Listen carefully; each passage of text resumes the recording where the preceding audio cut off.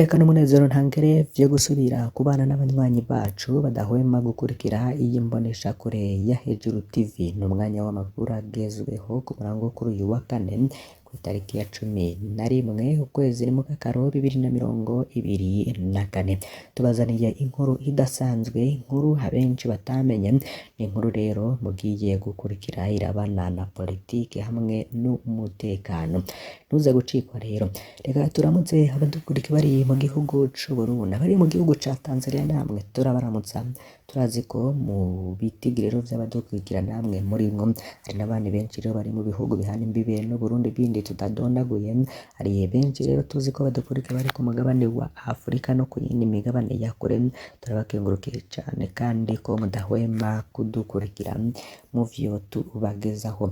N'uyundi mwanya w'amakuru agezweho mugiye gukurikira. Reka dutanguruko.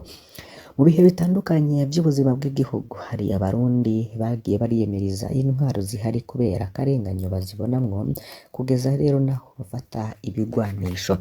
Muri kahise kabo bari kurasana kuko bari mu mpande zibiri zishamiranye. Mu nyuma rero bisanze mu ruhande rumwe nk'indwanzagabo z'igihugu, bongera barangiriza hamwe abarongoye urugamba rwo kurwanya agahotoro. Ese abo ni bande?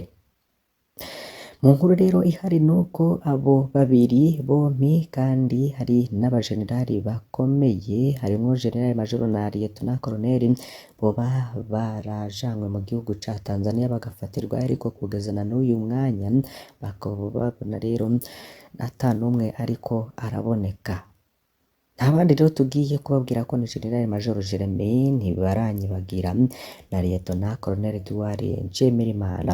Umwe yahoze arwana muri CNDD-FDD, mu gihundi yari mu gisirikare c'u Burundi ca kera. Mu nyuma bose rero babaye intwanzagabo mu gisirikare c'u Burundi kuva muri Myandagaro 2017. Bari barongoye umuhari FPB imbere yo gufatirwa hamwe mu gihugu ca Tanzania muri Gitugutu 2017. Kuva ico gihe rero barabuzwe irengero. Ntuze gucikwa. Fana kuri subscribe canke sabone niba utari wafyondako. Ese Jeremy Ntiranyibagira na Edouard Nshimirimana ni bande? Jeremy Ntiranyibagira yavutse mu 1969 ku mutumba Rwintamba muri komine Gishubi mu ntara ya Gitega. Jeremiya yarize amashuri gushika mu mwaka wa kabiri muri kaminuza y'u Burundi. Mu 1995 Jeremy Ntiranyibagira yararokotse ubwicanyi bwabaye muri kaminuza y'u Burundi. Inyuma aca asanga abandi ku rugamba muri CNDD-FDD. Muri uwo muhari rero yarahawe n'amabanga akomeye, aranaduga amapete. Inyuma y'amasezerano yo guhagarika intambara, Jeremy Ntiranyibagira yarinjiye mu gisirikare c'u Burundi nk'indwanzagabo kuwa mbere rero 2005. Matrikira yiwe mu gisirikare c'u Burundi yari SS ubusa 19.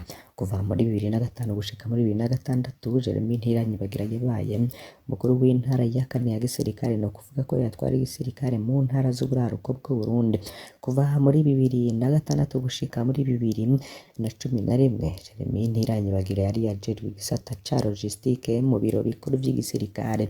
Kuva muri 2011 gushika muri 2012 yari umuyobozi mukuru ajejwe abakozi mu bushikiranganji bwo kwivuna abanzi. Kuva muri 2013 gushika muri 2015 General Major Jeremy Ntiranyibagira yakora mu muryango w'ubumwe bwa Afurika. Yoba rero yaranakoreye mu gihugu ca Guinea Bissau cane cane. Urira arangirije amabanga yahisemwo kuja kwitegurira urugamba rwo kurwanya intwaro y'agahotoro ya Nkurunziza. Muri Myandagaro 2017 General Major Jeremy Ntiranyibagira yatowe na bagenzi be ngo arongore umuhari FPB. Muri Gitugutu 2017 General Ntiranyibagira akaba yarafatiwe mu gihugu ca Tanzania, aho yari mu rugendo rw'akazi. Kuva ico rero nta gakuru kiwe. Muzi rero bavuga ko Jeremy Ntiranyibagira yamye arinda cane, akaba n'umuntu tinya kuvuga irya ogona. Ubu yahevye vyose. Mu 1995 akaja ku rugamba rwo guhabuza demokarasi, niko muri 2015 yataye ivyubahiro n'umushahara mwiza yitamwo gusubira ku rugamba kurwanya intwaro y'agahutu bati inkire ntikira kabiri, bikaba bivugwa ko igihe yicwa intwazagabo muri CNDD-FDD Jeremy Ntiranyibagera yarusimvye ku munota wa nyuma kubera we bamugeze ko bamwice babona burakeye baca bahagarika. Ku rundi ruhande uyundi twababwiye ni Edouard Nshimirimana yavutse mu 1970 ku mutumba wa Bugeni muri komine Vyana mu ntara ya Bururi, akaba yarinjiye mu gisirikare c'u Burundi kuwa 9 Myandagaro 1993. Iruhande y'ivyigwa vya gisirikare Edouard Nshimirimana yize ubuhinga buhanitse mu bijanye no gutumatumanako amakuru anabironkamo urupapuro rw'umutsindo rwa enjeniyeri. Yabaye intwazagabo mu gisirikare afise matrikiri SS ubusa 280 ubusa. Edouard Nshimirimana yarajejwe n'amabanga akomeye mu gisirikare c'u Burundi gushika muri Nyakanga 2015. Liyetona Colonel Edouard Nshimirimana niwe yari arongoye igisata co gutumatumanako amakuru mu biro bikuru vy'igisirikare c'u Burundi. Uko kwezi rero nyene niho iyo ntwazagabo yatoroka igisirikare yifatanya n'izindi ntwazagabo zahunze ubutegetsi bwa Nkurunziza. Muri Myandagaro 2017 Liyetona Colonel Edouard Nshimirimana yagenwe na bagenzi be ko bicegera c'umukuru w'umuhari FPB. Muri Gitogote 2017 Edouard Nshimirimana yafatiwe Ngara mu gihugu ca Tanzania. Kuva ubwo nta gakuru kiwe n'abamuzi bavuga ko Liyetona Colonel Edouard Nshimirimana yari intwazagabo y'intore itigeze itorwa ikosa na rimwe mu myaka yose yamaze mu gisirikare, ariko kandi yababazwa cane n'akarenganyo. Icatumye izo ntwazagabo zifata umuheto ngo zirwanye intwaro ya Nkurunziza muracumva mu ijambo. Hari ijambo rero General Ntiranyibagera yashikirije muri Myandagaro 2017. Iburwa irengero ry'indongozi za FPB ku munsi wa gatandatu igenekezo rya 21 Gitugutu 2017 ku mugoroba niho mukuru w'umugambwe FPB General Major Jeremy Ntiranyibagera n'icegera ciwe Liyetona Colonel Edouard Nshimirimana bahagarikwa bageze mu ntara ya Ngara mu gihugu ca Tanzania. Iyo ntara ari hano rubibe n'u Burundi. Bukeye havuzwe ibihuha vyinshi. Makuru ya mbere yavuga ko bagiye gufungirwa ahantu hatazwi muri Tanzania. Igihuha rero cakwiragijwe n'inzego z'iperereza z'u Burundi cavuga ko banyurujwe n'ikindi gihugu. Hari ayandi makuru yagumye avuga ko Tanzania yabahaye Burundi kandi ko baguzwe amamiliyaridi menshi yahawe bamwe mu bategetsi b'Ingara. Bibaye vyoba bisa n'ivyakorewe umukuru wa Parpehutu Gahutu Remy mu 1990. General Major Jeremy Ntiranyibagera na Liyetona Colonel Edouard Nshimirimana bafashwe nyuma y'indwi hafi zibiri bari bamaze no muri Tanzania. Amakuru ava muri FPB yavuga ko bari bagiye muri Tanzania kubonana na bamwe mu bategetsi baho be na bamwe mu banywanyi baho. Bandika ko rero bahavuye bahemukirwa n'abategetsi b'u Burundi buramenya ko ariyo bari baraheza rero bategura amahera yo kubagura. Igihe izo ndongo zabo zifatwa zari kumwe n'abandi bakora babiri, Kapiteni Libere Nzeyimana batazira Amahopa n'umukenyezi Liberate Nijimbere. Abo bose rero ntawe uzi irengero ryabo.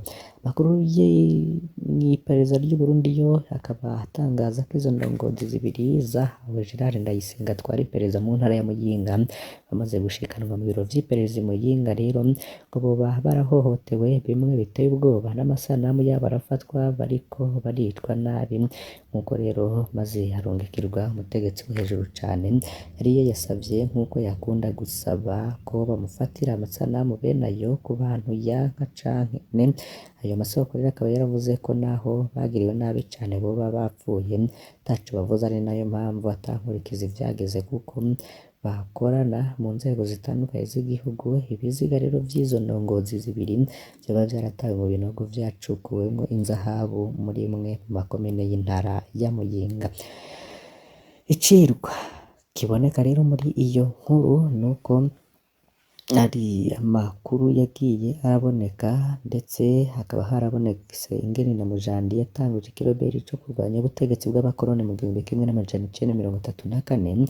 Abarundi rero barabonye ingene vyabaye mu 1965 no mu 1969 vyabaye.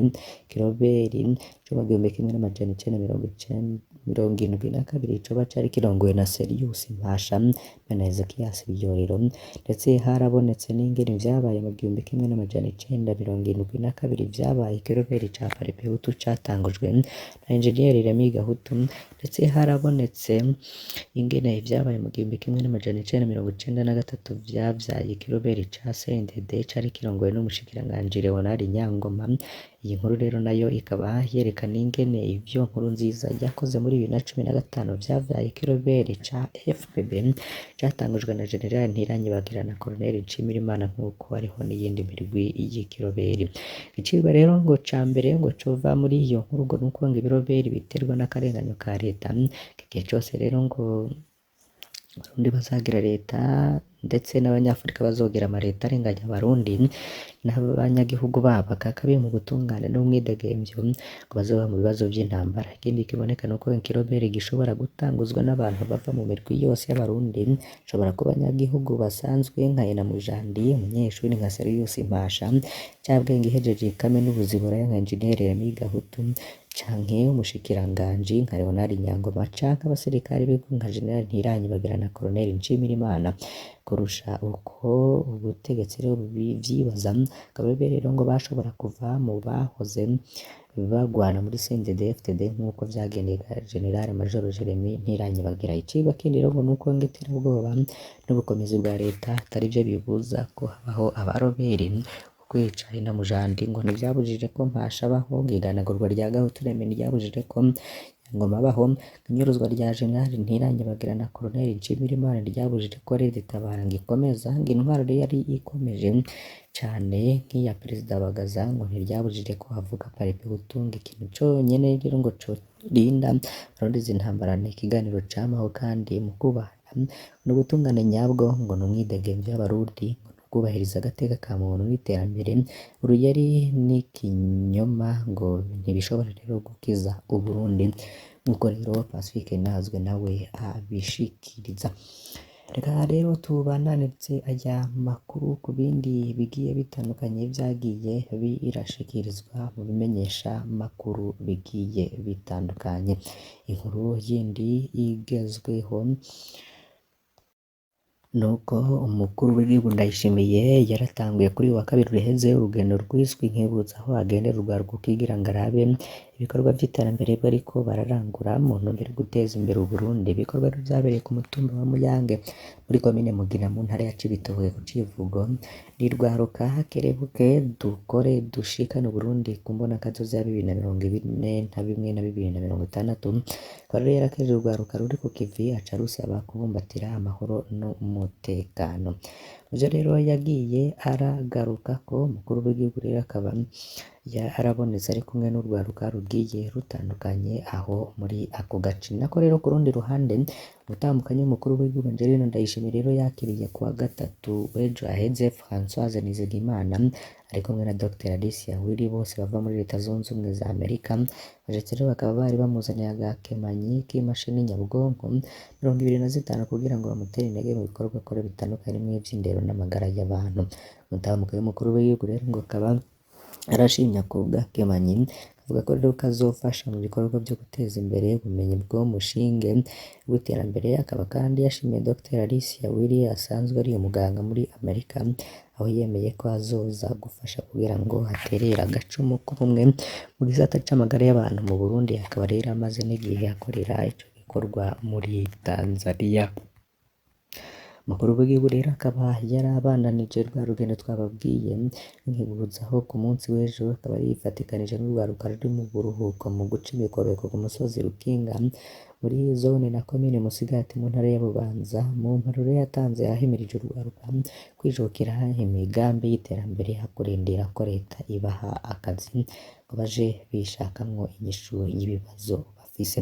Nako kandi umukuru w'igihugu Varisito Ndayishimiye yagendeye urwaruka rwo mu ntara ya Bubanza kuri wa kabiri, ndetse akagenda aho ruhingurira inkwa mu kigwati ca kane ca Gihanga, hamwe rero n'ahabera ubworozi bw'imiswi y'inkoko muri zone Mitakataka, nkuko rero vyandikwa n'ikinyamakuru Radio Nderagakura. Reka rero tubandanirize ku yandi makuru n'ubundi y'ibitangazwa na BBC Gahuza avuga ku nkuru zigiye zitandukanye ngo twishwe n'intunube n'umuruho. Abo n'abarimyi b'ipampa mu gihugu c'u Burundi rero bariko bashikiriza ayo majambo ku kinyamakuru BBC. Ngo jewe n'ubu sindahembwa, ngo nje kubaza bambwira ngo amafaranga yanje yarasohotse ariko ntibambwira umuntu yayatwaye, ngo imyaka irinjiranyemwo ngira ncore irindi pampa kandi ntararonka n'ayirya mbere. Imyidogo ya Saveri Niyonsaba umwe mu barimira ipampa ku kiyaya kinini cane ca Mbaza-Miduha kiri ku mupaka Burundi busangiye na Repubulika ya Demokarasi ya Kongo. Uyu co kimwe n'abandi barimyi bagenzi be batazwi igitigiri bakorera muri ico kiyaya c'Imbo mu ntara ya Cibitoke mu kiyaya ca Gihanga mu ntara ya Bubanza, bavuga ko rero bamaze amezi 12 batararihwa amafaranga y'ipampa bashoye mu mwaka wa 2023. Bimaze ko rero babayeho mu buzima butoroshe, bakavuga ko mbere bamwe muri bo basigaye batunzwe no guca ingero. Felicita akagira ati turi mu madeni atagira uko angana. Mu mwaka wa 2023 kugira abana bashobore kuja kw'ishure twafashe amadeni kugira turonke agahuzu n'utundi twankenerwa, naho nyene twafashe amadeni. Rero nk'ubu uwutarahembwa barashobora no kumushira mu gasho kubera rya deni turariha. Twebwe twafatiye amadeni tukababwira ko duca turiha kw'ipampa, none raba irindi tugira turishorere tukivuga kwa kundi nyene. Nshitse mu kiyaya ca Mbaza-Miduha ku mutumba Rukana komine Rugombe ntara ya Cibitoke hura n'abarimyi bavuye gushwabura pampa. Bamwe rero baba bariyiremetse ku mutwe, abandi baboheye imizigo yaryo ku makinga. Akuya kaba kabarenze narirya ari mu gihe c'izuba ryinshi, umuruhore rugaragara no ku maso bagenda mu mirwi atawuvugisha ubundi. Kubera rero barimira kure cane y'imihana yabo, bamwe bagenda bajanye abana babo bakanatekera n'ipamba. Bamwe rero mu bagore co kimwe n'abagabo bikora ku makinga kugira ngo bashobore kwimbura no gutahana ipampa ryinshi ngo rishoboka. Kenshi ranga abagore basunika amakinga bakoresha ubuhinga budasanzwe kugira ngo bashobore gutwara ipampa ryinshi, ariko kandi n'abana babo bakiri bato ntibasigare. Hari nk'ubu usanga ariko basunika ikinga ririko nk'imifuko 2 yuzuye ipampa, ugasanga yateretse akana kiwe k'imyaka 2 n'igice canke 3 hejuru kuri nyamizigo yagashiriko n'ibiti kagenda kifatikije kugira ngo ntigakoroke. Umwe muri bo rero akaba yarabwiye ikinyamakuru BBC Gahuza ati ubuzima butoroshe busaba kwihangana cane, bavugishije wese bamubwira ingorane bafise gusa. Jean Nduwaye rero akavuga ko iryo bamaze umwaka wose batarahembwa barishoye mu ndwi mu kwezi kw'indwi kwa 2023, akavuga ko bitevye bari guca batangura rero ko bahemba mu mpera z'ukwezi k'umunani uwo mwaka nyene, ariko uko barindiriye barabura. Umwiheburo rero muri abo barimye b'ipampa. Tubakengurukiye cane banywanyi bacu, ndahwema gukurikira ibiganiro n'amakuru tubagezaho. Mbasabe kandi nimuze gucikwa n'ayandi makuru tuza kubagezaho mu masaha ari imbere. Iyi ni Imboneshakure ya Hejuru TV, Mana ibahezagire.